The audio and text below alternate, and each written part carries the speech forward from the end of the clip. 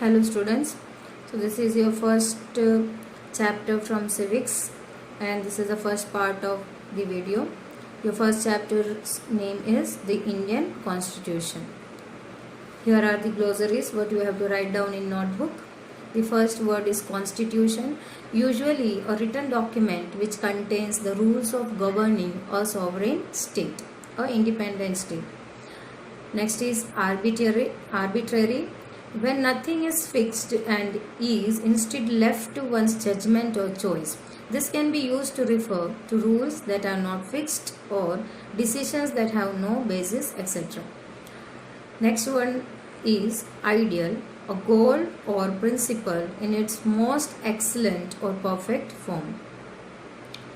Next word is Indian national movement. The Indian national movement emerged in 19th century in India and saw thousands of men and women coming together to fight British rule. So this culminated in India's independence in 1947. Next is polity, a society that has an organized political structure. India is a democratic polity. The next word is sovereign. In the context of this chapter, it refers to an independent people. Next word is human trafficking, the practice of illegal buying and selling of different commodities across national borders.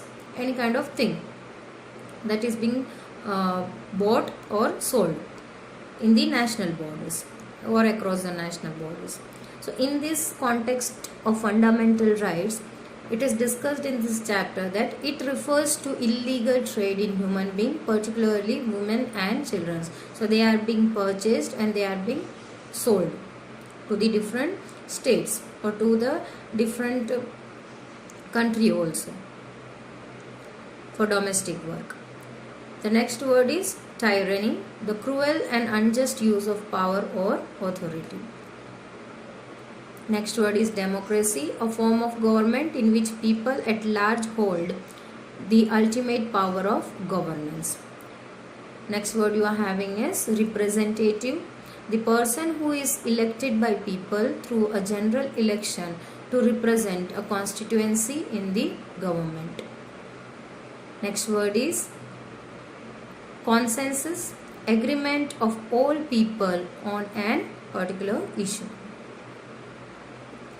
So what are the things that we are going to learn in this chapters? So these are the topics. What is constitution? Next topic that we are going to learn is why does a country need a constitution? The third topic is the Indian constitution and its key features. So there are 5 key features. First one is federalism. Second one is parliamentary form of government. Third is separation of powers. Fourth is fundamental rights. And the fifth one is secularism. So our first topic is what is constitution that we are going to learn. So before going through this slide, one of the example it is given in your textbook itself. So we are going to begin with the football, a game many of you have probably heard of and or even you have played. As the name suggests, this is a game that involves the players' feet. They have to play the football with the feet.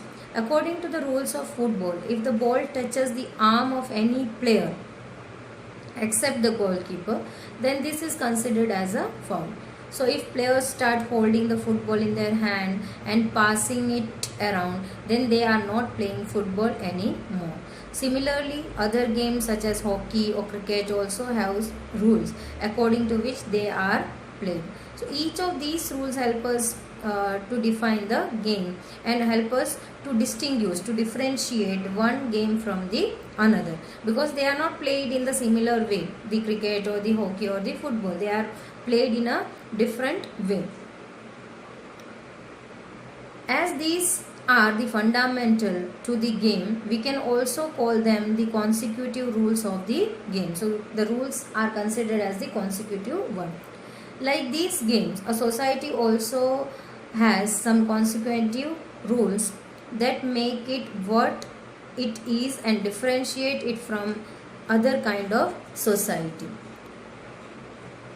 So as you read from the example that there are certain consecutive rules which has to be followed while playing the game. Similarly, the countries are also having certain kinds of consecutive rules which has to be followed by the larger number of people or larger number of society which are living in that particular country. So here we go with the first topic, that is what is constitution. So as like game, a society has some fundamental rules, as the game was also were having fundamental rules that make it what it is and differentiate it from the other society. So similarly the same rules are not being followed according to the society. There might be some changes in the rules also, as the hockey is having different rules, cricket is having different rules, and footballs were also having different rules. So according to the society the rules may be changed.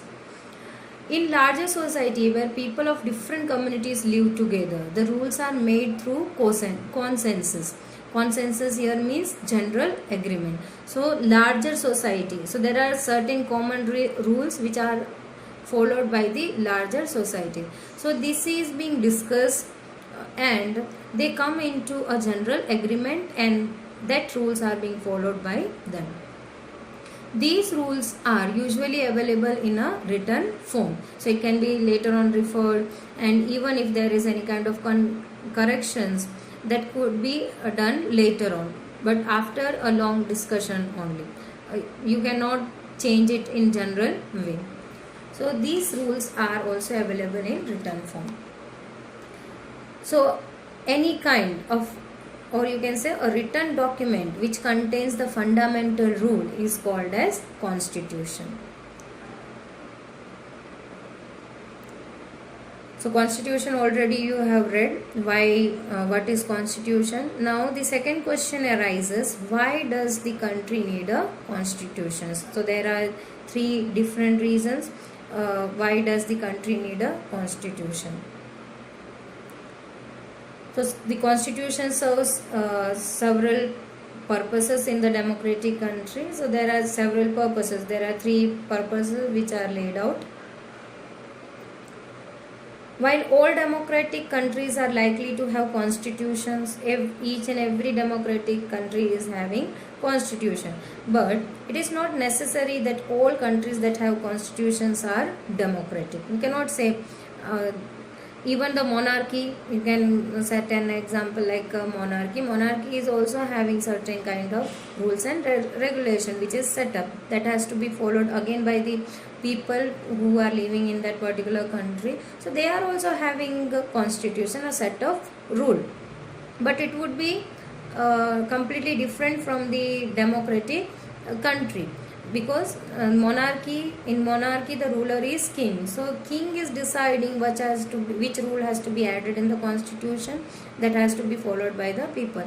But in democratic country, the constitution, the rules are being set up according to the need of the people. They understand their nature, they understand their citizens and society, and they come up to a general agreement with the people. Then they are including certain kinds of rules. So society are taken as a priority in the democratic country. So you cannot say that the monarchy is not having the constitution. All the government, there is constitution in monarchy also and in the democratic country also.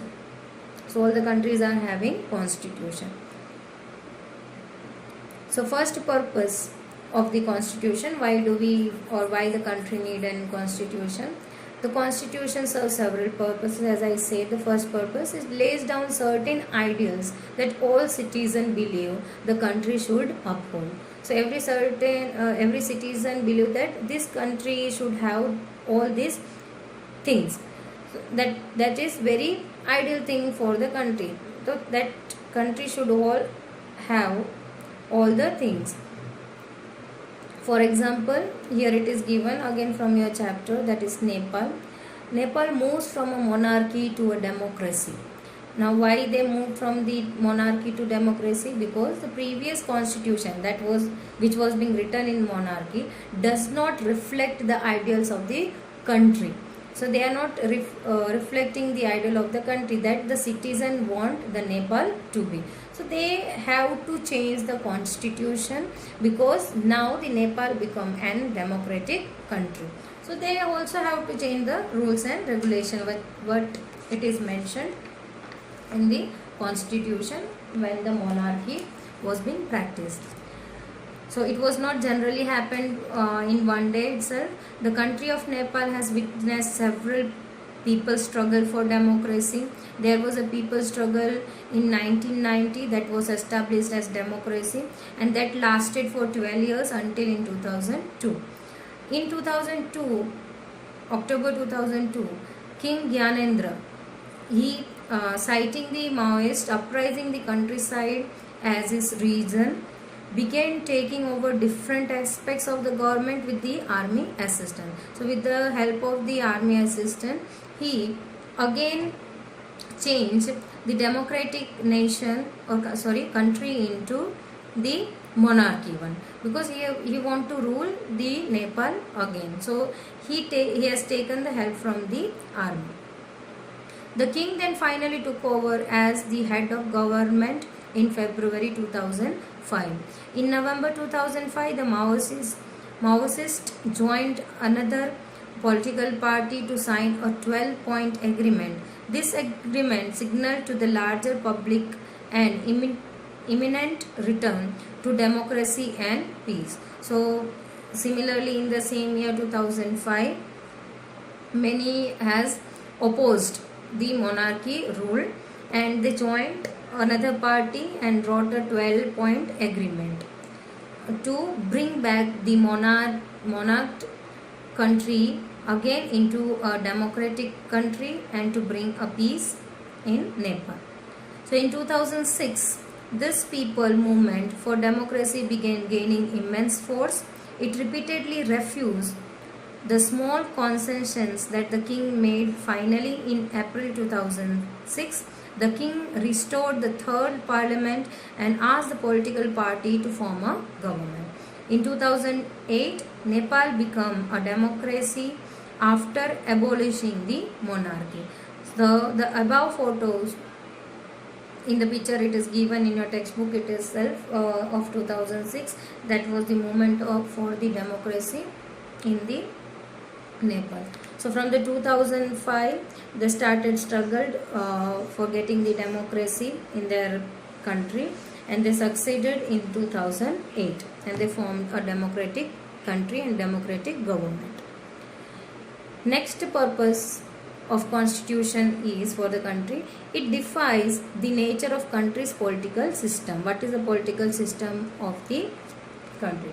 For example, as India adopted democracy, we choose our leaders who exercise power responsibly on our behalf. So in democratic country, people choose their leader. Now how they are choosing their leaders? They choose their leaders by voting and allow them to govern on them, to take away the responsibility, to take the power to look after them. Constitution lays down rules that guard against misuse of authority by our political leaders. So the people have already choose the leader to govern them, to govern the country and to look after them, to take the responsibility on behalf of the people. Now, after giving the power to the persons, the constitution again lays down the rules to guard the misuse of the authority by our political leaders. So political leaders are also having certain kinds of rules and limitations of their power, so that their authority should not be misused later on. So that is also taken care when the constitution has been written.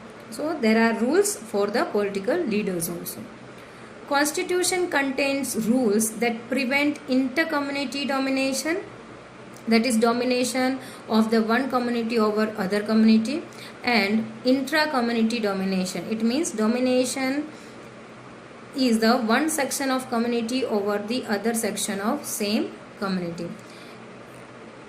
I can set an example for this if you are not understanding. Inter-community domination means the competitions between the two houses from your school itself.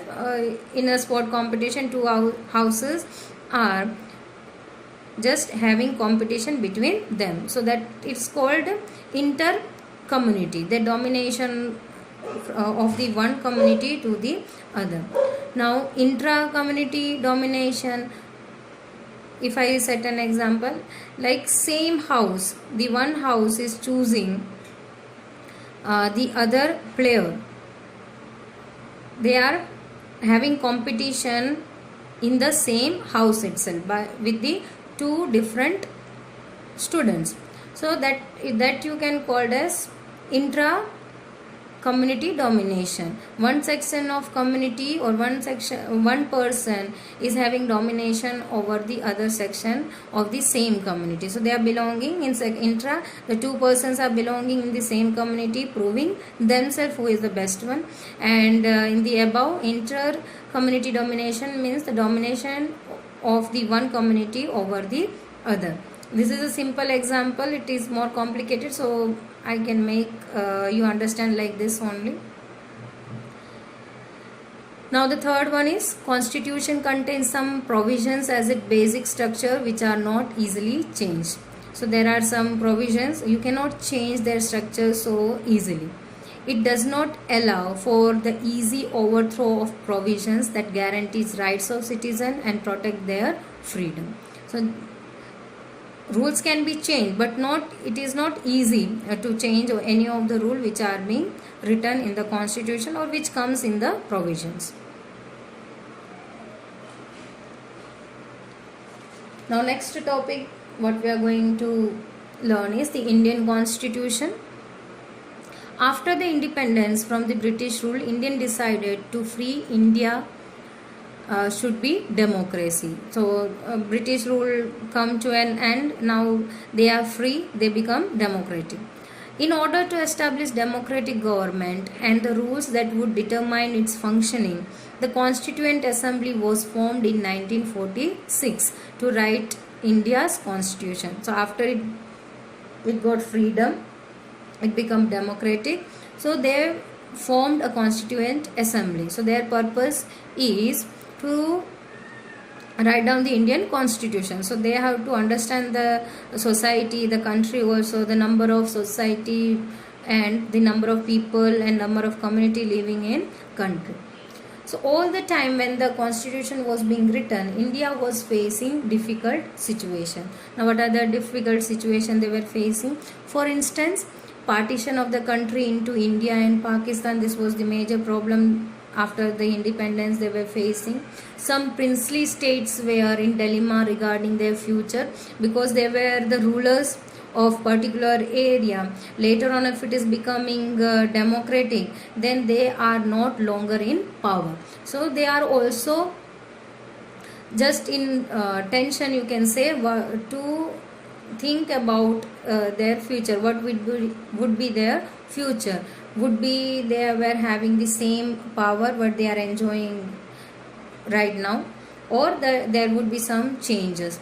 And also the poor socio-economic condition of large number of people. These were the critical issues faced when the constitution was being written. The member of Constituent Assembly, keeping their issues in mind, prepare a visionary document that reflects a respect for maintaining diversity while preserving national unity, and then concern for socio-economic reforms. So all three things, important things, were being looked after.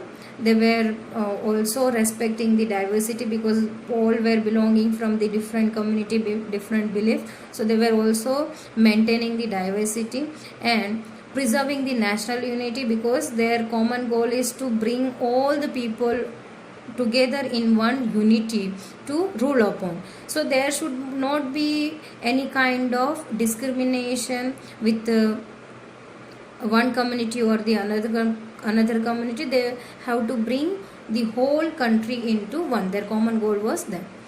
the concern for the socio-economic reforms also, this has to be taken as granted. So everything has looked after very minutely. Baba Saheb Ambedkar is known as the father of Indian Constitution, and already you know about his life history, from which background he used to come. He was in Dalit, what he has faced. So already he has gone through so much in life, so he was able to understand the from the ground level of our country, our Indian country, what the common people were facing, what kind of discrimination are being facing, and who are the dominant groups. So when the constitution was being written, so these issues were being also seen. So Baba Saheb Ambedkar was known as the father of the Indian Constitution. Indian Constitution has been amended over the years to reflect new concerns of polity. So it was also not written in one fine day, the Constitution. It take years, over the years, to complete the Constitution. That we learn in the next chapter. You are having the whole chapter about the Constitution, how many years, how many person it included to write down, and what were the things they included and they just gone through while writing down the Constitution. So it was not just one day they have written the Constitution. See, so the other topics we will learn in the next video. Till then, stay tuned. Thank you.